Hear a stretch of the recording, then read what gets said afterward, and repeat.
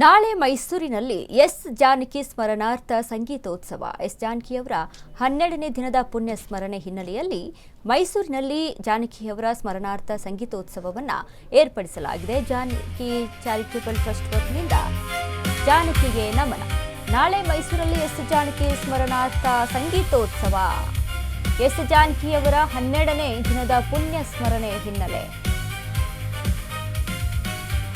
Janaki charitable trust ವತಿಯಿಂದ ಜಾನಕಿ ನಮನ. Sara convention ಹಾಲ್ನಲ್ಲಿ ಕಾರ್ಯಕ್ರಮ ಆಯೋಜನೆ. ಮೈಸೂರು ಭಾಗದ ಜನಪ್ರತಿನಿಧಿಗಳಿಗೆ ವಿಶೇಷ ಆಹ್ವಾನವನ್ನ ನೀಡಲಾಗಿದೆ. ನಾದಬ್ರಹ್ಮ ಹಂಸಲೇಖ ಸಾರಥ್ಯದಲ್ಲಿ ಗಾನ ನಮನ. ಖ್ಯಾತನಾಮ ಗಾಯಕಿಯರಿಂದ ಗಾನ ನಮನ. ಚಿತ್ರರಂಗದ ಗಣ್ಯರ ಸಮ್ಮುಖದಲ್ಲಿ ಎಸ್ ಜಾನಕಿಗೆ ನಮನ. ಎಸ್ ಜಾನಕಿಯವರ ನೆನಪಿನಲ್ಲಿ ಭಾವಪೂರ್ಣ ಸಂಗೀತ ಸಂಜೆ. ಕಾರ್ಯಕ್ರಮದ ಉಸ್ತುವಾರಿ ಹೊತ್ತಿರುವಂತ ಕೇರ್ ಟೇಕರ್ ನವೀನ್.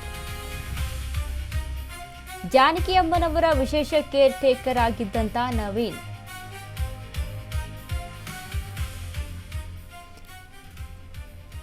ನಾಳೆ ಮೈಸೂರಿನಲ್ಲಿ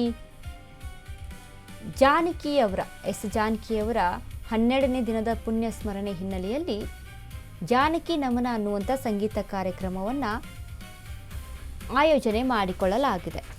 ಅಂದರೆ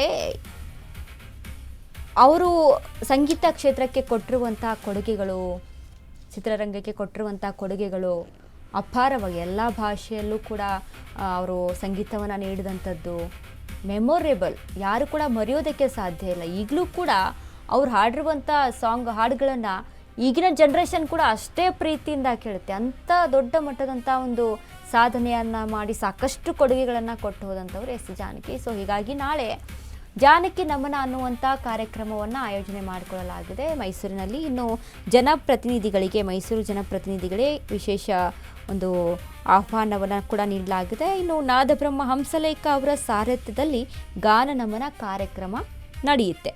ಖ್ಯಾತನಾಮ ಗಾಯಕ ಮತ್ತು ಗಾಯಕರಿಂದ ಗಾನ ನಮನ. ಜಾನಕಿ ಅವರು ಇದುವರೆಗೂ ಕೂಡ ಹಾಡಿರುವಂಥ ಹಾಡುಗಳು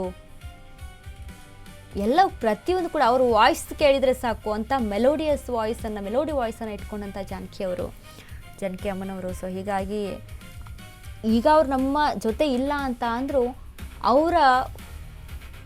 ಅವ್ರು ಕೊಟ್ಟಂಥ ಕೊಡುಗೆ ಇದೆಯಲ್ಲ, ಅದು ಇನ್ನೂ ಅವರು ನಮ್ಮ ಜೊತೆ ಇಲ್ವಾ ಅನ್ನುವಂಥದ್ದನ್ನೇ ಅಲ್ಲಿ ಅನುಮಾನ ಹುಟ್ಟುವ ಹಾಗೆ ಮಾಡುತ್ತೆ. ಅಂದರೆ ಆ ರೀತಿಯಾಗಿ ಅವ್ರ ಕೊಡುಗೆಗಳು ಸಾಮಾಜಿಕವಾಗಿ ಇರುವಂಥದ್ದು. ಸಂಗೀತ ಲೋಕಕ್ಕೆ ಅವ್ರು ಕೊಟ್ಟಿರುವಂಥ ಕೊಡುಗೆಗಳು ಸಂಗೀತನೇ ಉಸಿರಂತ ಇಟ್ಕೊಂಡು ಬದುಕಿದಂಥವ್ರು. ಸೊ ಹಾಗಾಗಿ ಅವರ ಒಂದು ಪುಣ್ಯ ಸ್ಮರಣೆಗಾಗಿ ವಿಶೇಷ ಕಾರ್ಯಕ್ರಮವನ್ನು ಆಯೋಜನೆ ಮಾಡಿಕೊಂಡಿದ್ದಾರೆ.